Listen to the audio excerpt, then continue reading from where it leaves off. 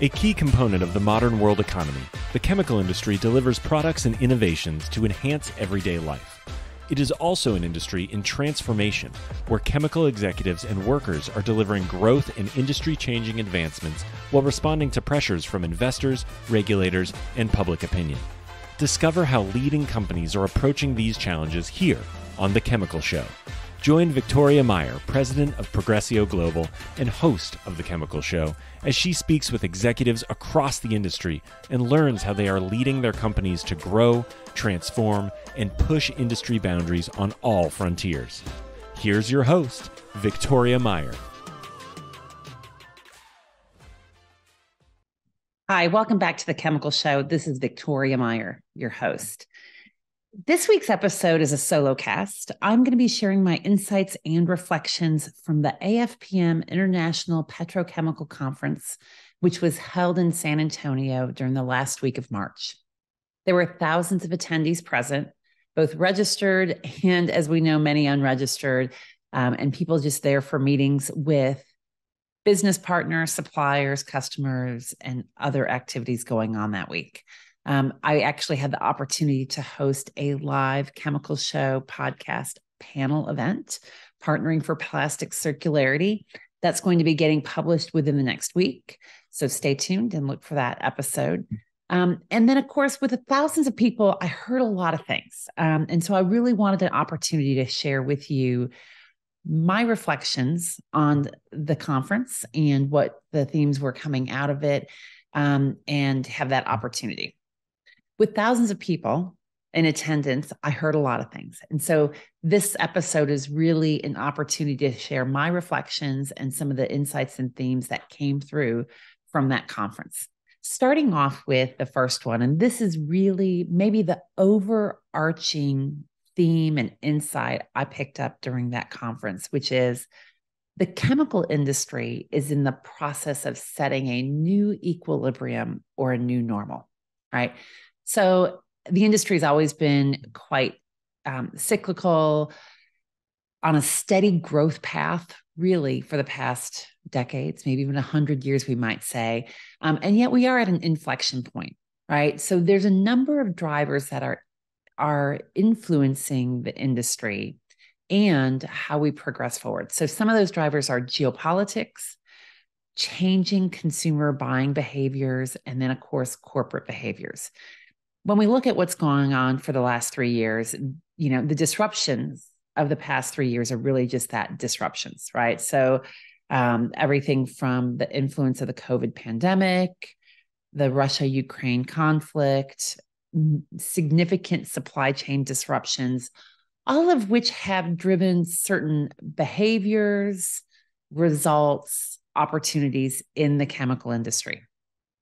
And yet there are other drivers coming in, including sustainability and ESG, which is a major imperative across the industry, that are influencing us. And so what I would say, the kind of theme that I really think was maybe, if not an overt theme, but certainly an underpinning theme throughout the AFPM IPC, is that we are setting a new equilibrium. There are concerns, and I'm going to touch on those later. We know that there's been some demand disruption and some downturn that people have seen in terms of sales, buying and selling behavior over the past 6 months, or continuing through to the mid-year. But those are disruptions, and yet not the new path. I think what we're going to see coming out of this over the next 3 to 5 years is a new equilibrium. We're starting to see that this year. We're going to continue to see that going on. The second big theme that came through many times throughout the conference is the need to tell your own story and to tell the industry story. Now, this is something I've talked about a lot on the podcast, and you guys know that if you've been listening, I'm really passionate around this topic, but I think it's critical. We need to own our narrative, right? So there is a concept that's attributed to Aristotle that basically translates to the phrase, nature abhors a vacuum, right? And that a vacuum or empty space will be filled. I think this is true in particular for the narrative around the chemical industry, the benefits, the sustainability, the effects on the environment, the effects on modern living. That is true. If you don't tell your story, someone else will. And they're going to tell it their way with their points of view and their interpretations of the fact. For far too long, we, the chemical industry, has operated under a premise of it's obvious. Of course, you understand all the great things that we're doing or that our products are doing. In fact, I mean, if you look around your office, you look around your home, you look at your car, those that are close to the industry understand all the positive effects and usages and benefits that we've got in all around us for modern day living. And yet, we haven't told that story. We haven't told that story into public domain. We haven't told that story very effectively sometimes, even to ourselves, right? So we've been operating under this premise that it's obvious what the industry is doing, the benefits, et cetera. Or sometimes we think that, well, they, whoever they are, is going to tell our story.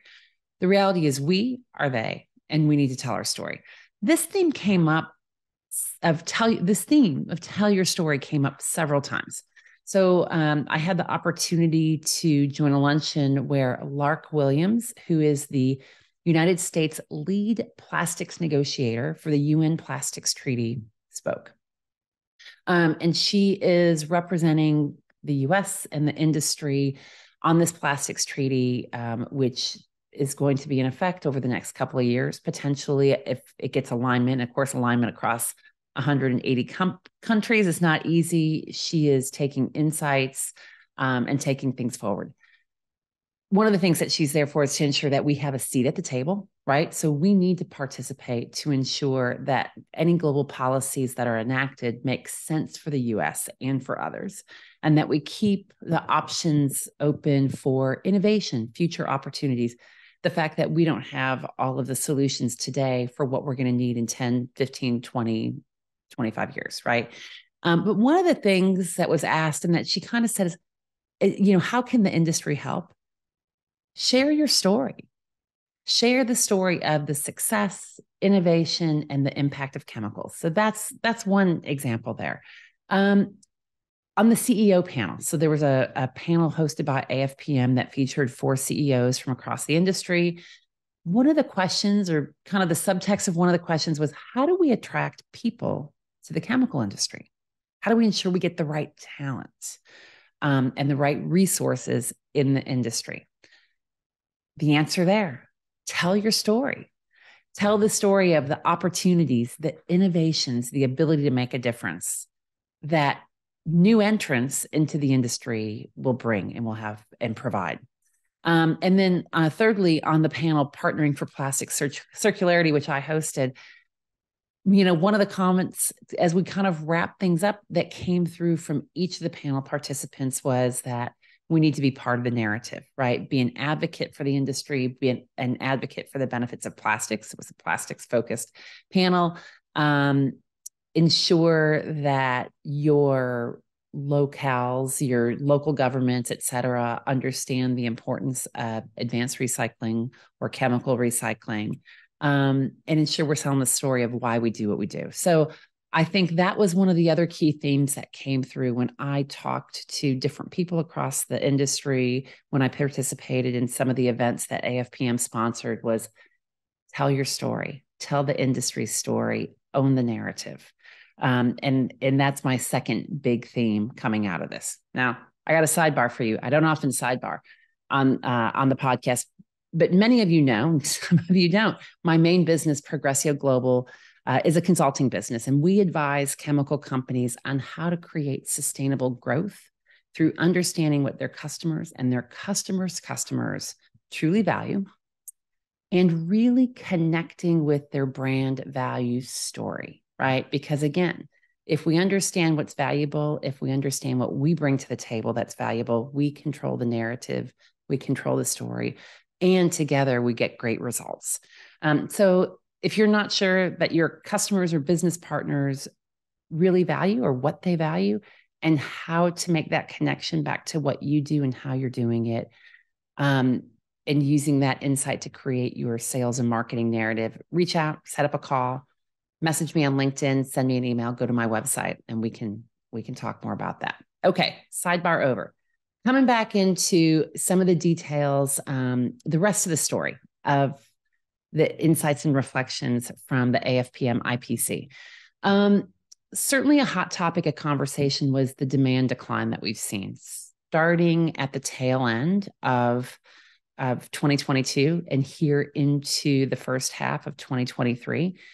It really varies depending on which part of the value chain you're in. And I'm hearing numbers of, it's maybe 15 to 25% demand destruction or demand decline. It's not really destruction. So that's an interesting thing, but we're seeing a decline in ordering, right? Maybe that's the right way to think about it.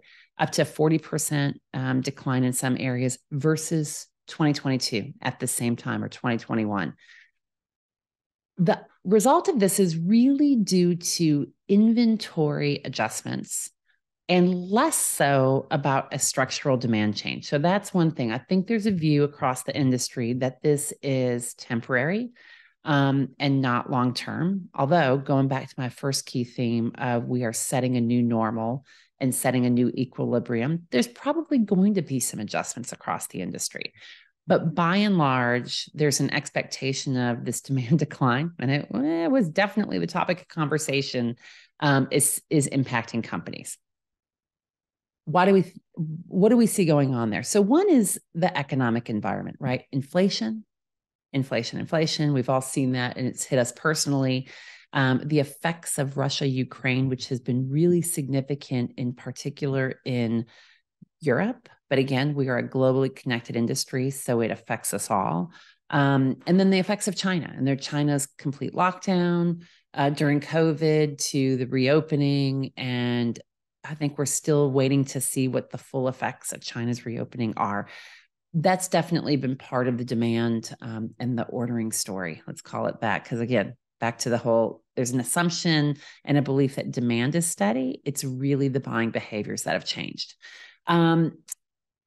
So the economic environment being one. The second piece is around the inventory buffer and the supply chain. And I've touched on that already. As somebody told me, there's a lot of companies sitting on a lot of really expensive inventory. When it was so uncertain about when your orders were going to come in, when there was a lot of supply chain disruption, it felt like everything was really tight and taking a really long time to get in. When you place these orders, companies started just ordering a lot, right? They placed orders on top of orders. They extended their safety stock and increased their safety stocks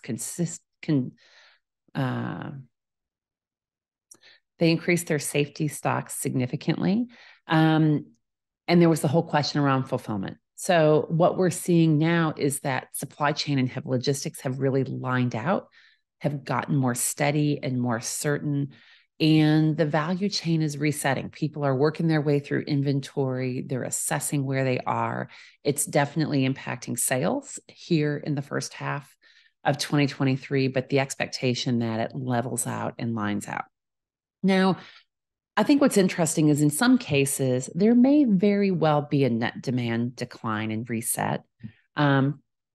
Perhaps to pre-pandemic levels, perhaps differently, right? So, and it varies quite significantly by the value chain.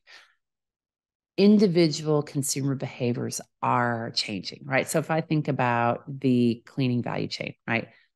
We got really obsessive for a while about cleaning and sanitizing, and we're less obsessive. So it's not all going away, but it's tempering back to just above pre-pandemic levels is what the expectation is. The home makeover boom of 2020 and 2021 has turned into the travel boom. So there is a shifting of where the products are that consumers want and corporate industrial buyers and how that's translating to chemical products. And then car buying challenges. Throughout the pandemic, a lot of it related to the availability of chips and semiconductors has had a knock-on effect for the chemical industry. There's recent reports that from the auto industry that suggests that sales are up because the availability of those other products are up, but we're certainly seeing some continuing impacts across certain sectors of the chemical industry. So demand decline, that's one of the themes. And yet, I think what was also one of the key themes coming through from AFPM was optimism, right? So again, there's demand decline, but it's not really demand decline, it's ordering decline because demand is solid. People and companies and customers and industrial and consumer are continuing to need our chemical products. So the underlying demand is there. It's an adjustment from inventory. So people are very optimistic that by the second half of the year, we're back on the uptick, right? So expected recovery there. Europe, still soft. And that's maybe the big question mark. Hit hard due to the effects of Russia, Ukraine, the impact on energy, and more. And we've certainly seen from big companies such as BAF has made some structural decisions to close assets in Europe because they don't think they'll be long-term competitive.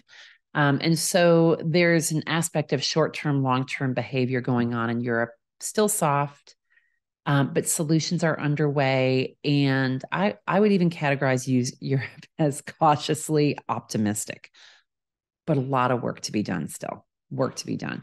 The other piece of optimism and the other theme that people keep talking about is the energy transition and what is its impact on the chemical industry.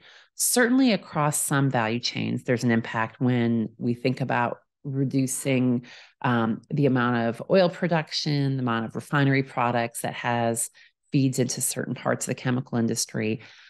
On a net basis, though, the view is that it's actually good for the chemical industry. Electric vehicles rely on petrochemicals, the solar panels, windmills rely on petrochemicals for the raw materials or the feedstock to create these items.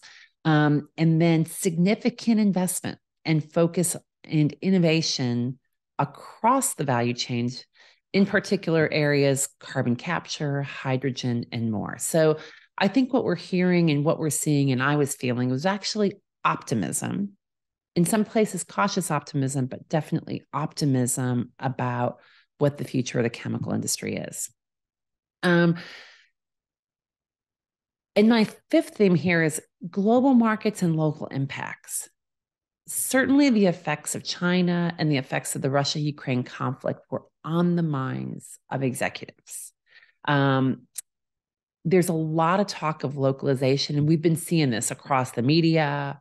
There were bits of talks about that at AFPM about localization and localizing supply chains.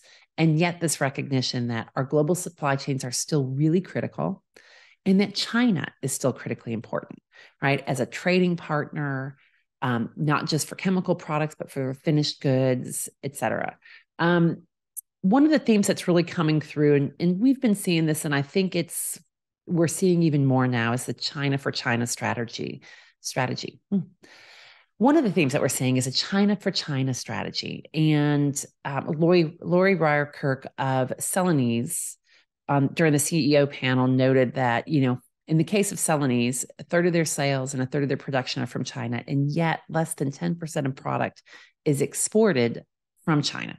So we're seeing this a lot, that this aspect of all the global markets are important, making really mindful choices about localization and regionalism and how you utilize both production and assets and customers in the different regions. And I think, one of the things that came out is this China for China strategy is growing across the industry, certainly amongst the global players who are really trying to manage supply chain, manage opportunities, and effectively utilize, manage, and grow their businesses. And then the final piece of themes that came through was around collaboration. And the sense of we're all in this together certainly comes through when we start talking about things like net zero, sustainability, carbon capture, plastic circularity. We are seeing and will continue to see partnerships and collaboration across the industry. I think the we're all in this together goes back to even what I talked about earlier, is telling your story. We together have to be telling the story of the industry, of your companies, of your impacts, of the positive benefits, because, anybody that's on social media knows that there's a lot of other voices out there. We have a big collective voice and an opportunity. We have the opportunity to collaborate on solutions and innovations and collaborate on the future of the industry. So those are my 6, my reflections of the key themes emerging from AFPM IPC in 2023. 1 is setting a new equilibrium in the chemical industry. 2 is telling your story and telling the industry's story. 3 is that this demand decline, I'm really going to call it an ordering decline, is going to be tempered by mid-year. 4 is an optimism, both for 2023 and for the long term. 5 is global markets with local impacts. And 6 is collaboration. So those are my 6. Tell me, did you attend AFPM this year? What stood out for you? I'd love to hear your point of view, see what resonates, see if you heard anything differently. Send me an email, leave a message on LinkedIn, and we'll be talking and following up soon. So thanks everyone for listening to The Chemical Show. Keep listening, keep following, keep sharing, and we will talk to you again soon. Next week, in fact. Thanks. We've come to the end of today's podcast. We hope you enjoyed your time with us and want to learn more. Simply visit thechemicalshow.com for additional information and helpful resources. Join us again next time here on The Chemical Show with Victoria Meyer.